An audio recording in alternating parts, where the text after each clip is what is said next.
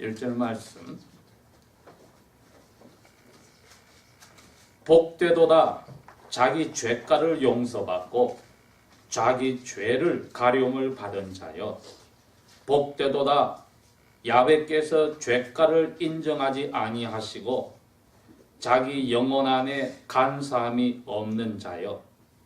내가 잠잠할 때에는 온종일 신음함으로 내 뼈들이 쇠약하였나이다.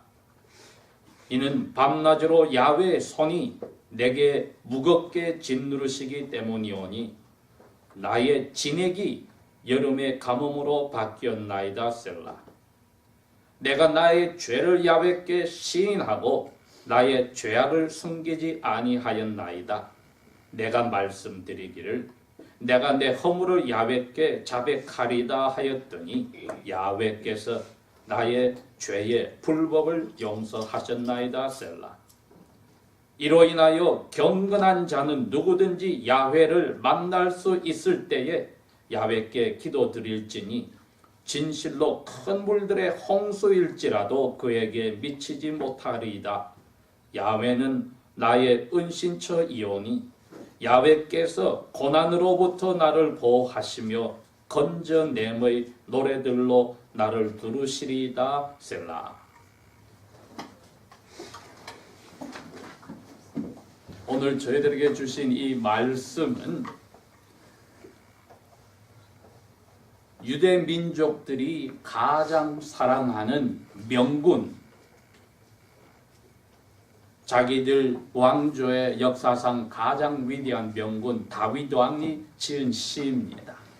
다윗 왕은 개인적으로 많은 곡을 작곡한 작곡가요, 그 가사를 지은 또 작사자로서 시인이기도 하며 할프를 다루는 또 음악을 연주하는 연주가이기도 하였습니다. 이 모든 하나님이 주신 그 재능을 가지고 이 시편의 말씀을 썼지만 그 가운데서도 하나님이 주신 특별한 선물인 선지자의 영을 가지고 있었습니다. 그래서 이 32편은 선지자의 영으로서 쓰신 것이라 하나님의 영의 감동으로 쓰신 것이기에 일반 사람의 개인의 경험을 이야기하는 간증의 범위를 넘어갑니다. 그 말은 개인 간증과는 달리 이 영감에 있는 말씀은 하나님의 모든 자녀들에게 적용되는 것입니다. 만약에 나이 어린 사람이나 나이를 든 사람이나 이런 질문을 받았다고 합시다.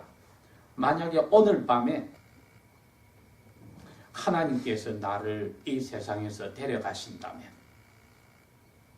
내가 데려가시긴 그 순간까지 무엇을 해야 할까? 한번 생각을 해봅니다. 내가 돌아가시기 전에 하나님이 나를 불러가기 전에 무엇을 해야 될까? 고래로 신앙의 위인들이 쓴 전기들인 혹은 그분을 기리고 쓴 전기들의 그 끝부분에 가서 그분들의 마지막의 모습을 볼 때에 공통적인 것이 하나 나오는데 성경의 위인들과 같이 야훼의 은혜에 붙잡혀서 자기의 부족함,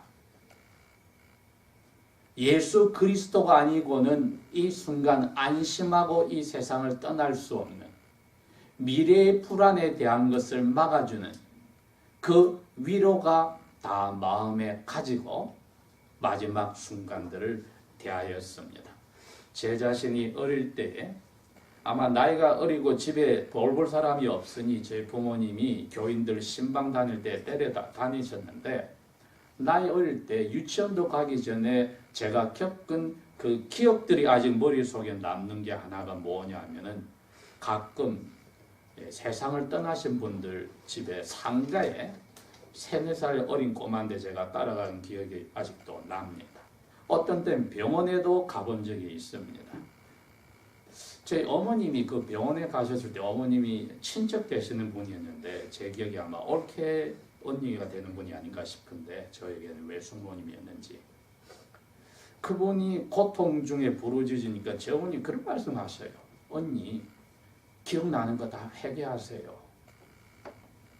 그게 제 머릿속에 아직까지 남아 있습니다. 60년이 지나도. 그런데 이 말씀을 몇 주 전부터 이걸 생각을 하면서 요즘 여러분이 아시다시피 우리가 지금 10편, 30편에서 40편까지 읽어가지 않습니까? 이 32편의 말씀이 사람이 하나님을 만나는 순간이 다가왔을 때에 무엇이 마음에 불안할까? 그 불안 요소를 지적한 겁니다. 오늘 아침까지 우리 예배당에 왔을 때 마음속에 무엇이 불안하였을까? 운전을 할 때는 사고 나지 않으려고 조심하는 불안도 있었지만은 예배당에 이 건물에 들어와서 하나님 앞에 예배하려고 준비할 때 아직까지 우리 마음에 어떤 것들이 불안하였을까 한번 생각해 볼 때 멀리 내 죽는 날을 오늘 저녁에 우리가 불려간다는 질문을 던지기 전에 무엇이 불안하였을까? 마음에 아무 걱정이 없었다. 참 하나님께 은혜 받은 사람입니다. 근데 생각을 하기 시작하니까 마음속에 장래에 대해서 이런 걱정도 생기고 다가올 이제 기말 시험도 생각이 나고 또 내가 준비한 이 계획들이 이게 어떻게 될까 불안한 것도 있고 준비해 놓은 것이 제대로 됐을까 하는 것도 있고 또 직장에서의 일들이 있고 하는 사업에 대한 일들이 있고 또 인간관계에서 매끄럽지 못한 것도 있고 또 정신적으로나 육체적인 건강도 있고 이 모든 것들을 생각하면은 마음의 평안을 누리는 것이 힘든 세대임을 압니다. 믿지 않는 사람들도 마찬가지입니다. 그래서 그것을 극복해 보려고 일에 전념하기도 하고 또 물질을 쌓아보려기도 하고 자기 건강에다 초점을 주기도 하고 여러 가지로 노력을 하여서 어떻게 하든지 그 불안을 잊어버리려고 노력을 합니다. 그 다윗 왕의 사랑을 받았던 아들 솔로몬은 그렇게 했습니다. 해 아래서 사람들이 수고하는 것이 다 헛되다. 그러면서도 하나님이 주신 자기의 분복을 자기의 처지를 알고 거기서 열심히 일하고 손으로 일한 대가를 가지고 먹고 마시고 만족하는 것이 사람이 하나님 앞에 주신 삶에서 최선을 다하는 기쁨이다. 고백을 했습니다. 전도서에서. 그래서 다시 돌아가서 우리가 오늘 저녁에 하나님께 불려간다 할 때 무엇을 해야 될까? 감히 선지자 이 다윗 왕은 하나님 앞에 죄 용서가 정리된 사람, 그 사람이 복된 사람이라고 정의를 내렸습니다. 우리가 이 순간에 하나님 앞에 모든 실수와 죄들이 이 표현대로 다 덮여져서 눈이 오고 나니까 밑에 들어온 것이 다 가려지듯이 덮여져 버려서 없다고 되었을 때 그거보다도 우리 마음에 평화를 줄 수 있는 게 있을까? 여러분, 없습니다. 사도 바울은 그것을 이렇게 표현합니다. 하나님 앞에서 나의 양심이 선한 양심이 떳떳하다. 이렇게 표현을 합니다. 즉 하나님이 주신 우리의 영혼이 어떤가를 재보려고 측정기로 주신 양심이 재판관처럼 너는 클린, 너는 죄가 없다 하는 떳떳한 양심을 소유하였다고 고백을 했습니다.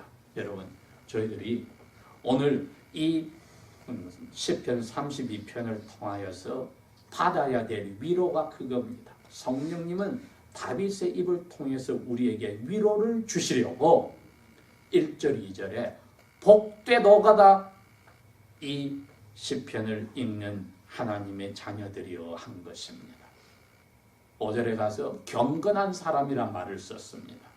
하나님을 닮아가는 사람, godly, godlike, Christ-like.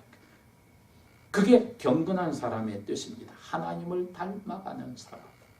어떻게? 거룩하고 의롭고 참되신 지식을, 하나님에 대한 지식을 가졌을 때, 그게 예수님의 모습인데, 예수님을 닮아가는 사람은 복된 사람이라는 것입니다.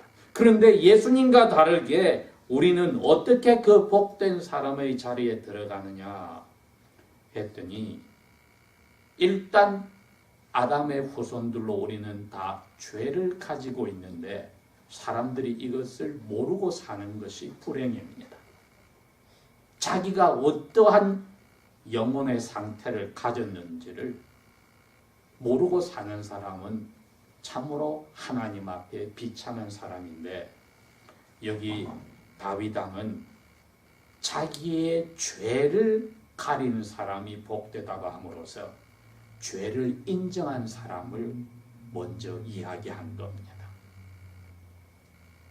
우리가 받아야 될 위로가 그겁니다. 나는 죄를 가지고 있다를 뼈저리게 느끼는 사람이 복된 사람의 첫 번째 조건입니다, 여러분. 나는 죄를 가지고 있다. 5절에 이렇게 이야기합니다. 내 입으로 내 죄를 고백을 했다. 여러분, 이 세상에서 가장 가까운 사이가 엄마와 자녀의 사이가 아닙니다. 부부 일심동체로 부부 사이가 이 세상에서 가장 가까운 사이인데, 서로에게 자기의 잘못을 입으로 고백하는 것처럼 어려운 자기의 자아의 싸움이 없습니다. 그러나 그것이 입으로 고백되는 사람은 뭐가 해결이 났기 때문에 자기 입으로 고백할 수 있습니다. 똑같은 다윗 선지자가 시편 51편에 그렇게 고백했습니다. 내가 하나님 앞에서만 죄를 지었습니다. 모든 사람 사이의 문제는 눈앞에 보이는 당사자만 쳐다보고 또 주위의 사람만 보고 서로 다투는데, 다윗 왕은 크게 다툼의 시작이 아니란 것을 고백한 겁니다. 내 영혼이, 내 행동이, 생각이 하나님 앞에 죄를 지었습니다. 우리는 싸울 때에 하나님을 생각 안 하고 서로가 다투는데 그것은 잘못된 거라는 겁니다. 하나님 앞에 내 죄를 고백했습니다. 내가 누구에게 무슨 말을 하고 어떤 행동을 하였더라도 그것은 하나님 앞에 죄를 지은 것입니다 하고 시편 51편에 고백했듯이, 마치 자기가 남의 여자를, 그 남편을 전쟁터에서 죽이게 하고 빼앗아간 죄는 아무것도 아닌 것처럼 말한 것 같으나 그게 아니라 그것은 눈에 드러난 죄요. 우리가 입으로 행동으로 서로에게 상처를 준 그 드러난 죄가 진짜 두려운 게 아니라, 그것이 하나님 앞에 지은 죄란, 하나님 앞에 내가 죄인이란 것을 고백하는 것이 여기 선지자 다윗 왕은 51편에도 그 이야기를 하고 오늘 이 32편 5절에도 고백한 겁니다. 내가 그 죄를 누구에게 지었던 죄든 내 양심이 벌써 거리낌을 가진 이 죄를 하나님 앞에 내 입으로 고백했습니다. 야훼께 고백하였습니다. 적당하게 고백한 게 아니라 사실대로 숨김이 없이 고백했습니다.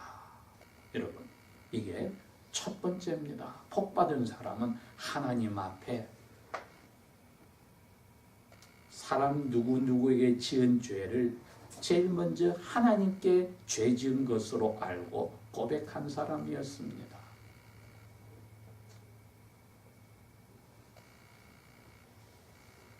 왜?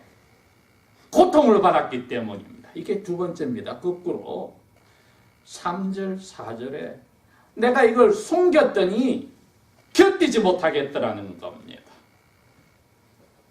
뼈가 진액이 말랐다고 했습니다. 얼굴이 헐쑥해지고 밤잠을 이루지 못하고 무엇을 해도 의욕이 없고 입맛도 없고 아무것도 없고 삶에 그러한 어떠한 의욕이 사라진다. 연애하는 남녀들이 제일 힘든 게 뭡니까? 한바탕 싸우고 나면 아무도 손에 잡히지 않는다. 날마다 텍스팅이 오고 카톡이 오는데 그게 안 날라오면은 불안해지고, 또 누가 먼저 사과할까 자존심 싸움하고, 그러면 하는 일들이 모두 다 시시해지는데 부부 사이는 더 심하겠지요. 하나님하고 우리 사이가 그렇게 되었을 때 우리는 그것을 잊어버리려고 했습니다. 요나 선지자는 그걸 잊어버리려고 큰 배 제일 밑창에 가서 잠을 잤다고 했습니다.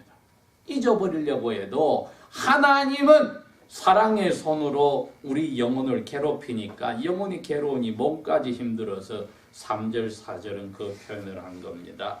내가 조용하고 시치미를 떼니까 온종일 신음함으로 내 뼈들이 쇠약하였나이다. 이는 밤낮으로 주님의 손이 내게 무겁게 짓누르시기 때문이오니 나의 뼈의 진액이 여름의 가뭄처럼 바짝 바뀌었나이다. 이건 복받은 사람이지요. 양심이 너무 힘들어서, 마음이 너무 힘들었다는 것은 복을 받은 겁니다. 여러분, 우리가 제일 힘든 병이 암이라고 합니다. 그게 그냥 루틴으로 조사를 하다 보니 발견됐으면 하나님의 은혜지만은 몸에 아픔이 오고 이상이 왔을 때 갔을 때 발견한 것은, 아픔은 하나님 앞에 감사한 표시입니다. 많은 약들이 아픔을 없애버리고, 진통제를 미국 땅이 얼마나 많이 팔아서 돈을 버는데, 거꾸로 아픔이란 것은 하나님이 우리에게 주신 그 안전장치 아닙니까? 아픔이 있어서 조사를 해봤더니 암의 초기를 발견해서 치료하고 회복할 수 있었다. 우리 영혼의 아픔을 주셔서 그것이 우리의 몸까지 상하게 할 정도가 되어서 꼼짝 못하게 되었다고 다윗 왕은 자기의 경험을 고백했는데, 이것이 성령의 감동으로 하나님의 자녀들에게 다 적용되어야 되는 겁니다. 죄를 고백할 수밖에 없었던 것이 하나님께서 우리를 힘들게 하여서 고백할 수밖에 없었다는 거죠. 어떤 사람들은 하는 일에서, 또 자기의 건강에서, 또 자기의 양심의 힘든 부분으로 어떻게 하든지 하나님이 손이 눌러서 압력을 넣어서 무엇 때문인지를 깨닫게 하고 입으로 태쳐내서 고백하게 한다는 것이니, 이거야말로 복받은 사람의 선결 조건이 아니겠습니까? 지난 주일부터, 우리 그리스도인들은 주일부터 일주일이 시작되니까 지난 주일부터 어제 밤 12시까지 잠들 때까지 우리의 삶을 한번 비교해 볼 때, 내가 이러한 괴로움을 당한 적이 있었던가, 혹은 그 이전에 죄와 수치들과 실수들을 하나님 나에게 기억을 시켜주셨는가? 그 기억을 시켜주셨다면 감사할 일이지요? 왜요? 그러면 우리 양심이 더 이상 괴로워서 견디지 못하여 고백을 하게 하는 복된 자리에 들어가는 것이기 때문입니다. 이것을 꽁하고 담고 있는 사람은 사서 고생하는 겁니다.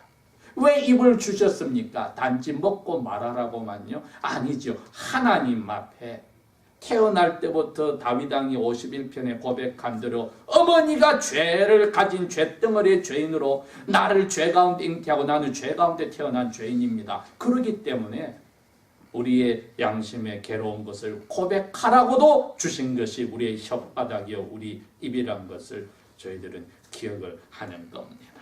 그래서 사도 바울은 죄를 짓더라도 그게 해를 넘기지 말아라, 즉 그날 저녁을 넘기지 말아라고 했습니다. 고백을 해서 해결하라는 겁니다.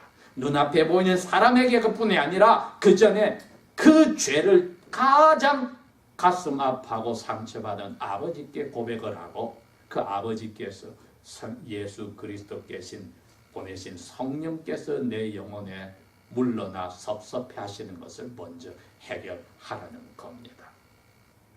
그러니 저희들에게 이 압력을 넣어서 고백하게 하실 때에 짧은 일주일 동안의 일도 서로 고백하고 해결할 것은 하나님 앞에 먼저 고백하는 사람이요, 그 고백하게 만들도록 나를 힘들게 하신 하나님께 찬송할 것입니다.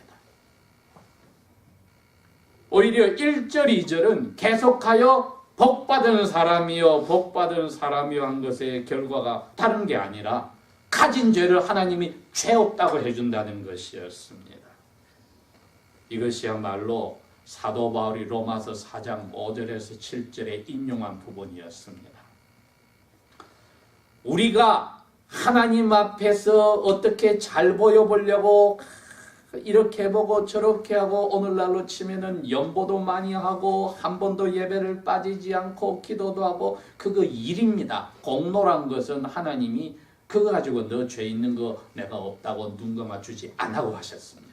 사도 바울이 그 이야기를 했습니다. 그러면서 이 시편 32편 1절 인용해서 하나님 앞에 죄가 있는데도 그것을 죄라고 안 하고 의롭다고 인정받는 사람이 복이 있다고 하셨습니다. 왜 저희들이 이것을 가장 큰 복으로 받아야 되냐면은 우리 마음에 과연 내가 용서를 받았는가 하는 불안함을 가지고 있기 때문입니다. 내가 지금 하나님 앞에 회개를 했는데 이거로 충분할까? 죽는 순간에 내가 평안히 예수 그리스도 안에서 이결이 해결이 났어 하고 죽을 수 있을까? 이 불안함. 이것을 오늘 성령님께서 요한복음 14장에 이야기한 대로 내가 가면은 너희들에게 새로운 위로자를 보내주시는데 그 성령님께서 우리에게 위로를 주시려고 이 말씀을 주신 겁니다. 불안을 일으키려고 주신 게 아니라 위로를 주시려고. 그게 무엇입니까? 예수님 안에서 내가 이 죄를 고백하면 용서받았다는 것입니다. 특별히 사람 사이에서 상처를 주고 받았을 때 죄를 하나님 앞에 고백하는 것은 조건이 하나 붙어 있습니다. 내가 먼저 상대방을 용서하였듯이 나의 죄를 용서하여 주십시오 하고 예수님은 마태복음에 분명히 말씀하셨습니다. 그러니 내가 아버지 앞에 내 죄를 고백하겠다 말은 그 죄 고백 속에 이미 누가 나에게 상처를 주고 내가 상처를 받고 한 것을 서로 고백해서 용서를 주고 받았습니다는 전제가 들어있어서 하나님 앞에 내 죄를 고백하니 제 죄를 예수님 안에서 덮어주심을 확신합니다 하는 확신이 들어오게 되는 것입니다. 이 죄 용서가 우리 사이에서 용서를 주고받는 것이 해결나지 않으면, 입으로 고백하고 해결나지 않으면 여러분 죄의 가리움을 받은 사람은 복되도다는 그 자리에 못 들어갑니다. 여러분 이게 얼마나 무서운 이야기입니까? 사람 사이에 이게 죄 용서 주고받는 것이 그 상대방이 나의 죄를 용서받아야 되는데 내가 용서를 해달라고 부탁하고 싶은데 이미 세상을 떠났다면 이 얼마나 무서운 이야기입니까?